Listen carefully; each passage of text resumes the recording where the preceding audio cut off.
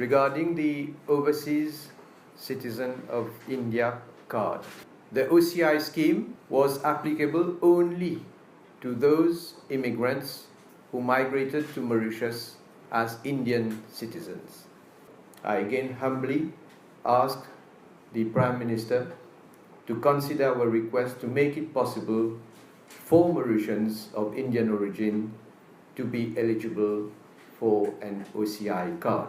It was necessary to make a special dispensation in the existing OCI provisions to accommodate Mauritian applicants and also allow the acceptance of documents by Mahatma Gandhi Institute, National Archives and the Civil Status Division by the High Commission of India as a proof of their Indian descent.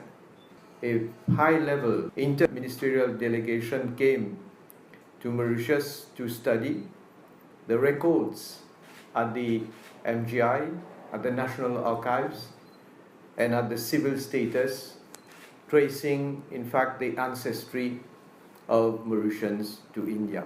And thus, new provisions are being incorporated in the OCI scheme to make almost all Mauritian nationals of Indian origin eligible to the OCI cards. OCI scheme under which Mauritian nationals will now be eligible for the issue of OCI cards has in fact greater advantages compared to the PIU scheme. Firstly, while the PIU card's validity was limited to 15 years, the OCI card will be valid for life.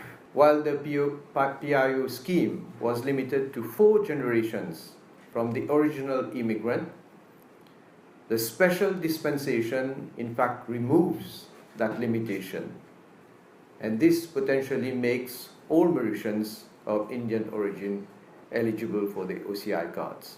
It should be seen as something like a PR, a permanent residency of India, for which you probably don't even need to physically travel to India, making you eligible for doing a small business, buying a small flat, having any kind of work that you may wish to do, any number of visits to India, any duration of stay in India.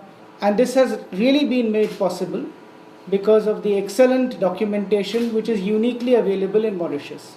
In normal cases, the requisite documents to be submitted by the applicant for registration as OCI card holder are either an Indian passport or a nativity certificate or domicile certificate or any other document substantiating their claim to past Indian citizenship.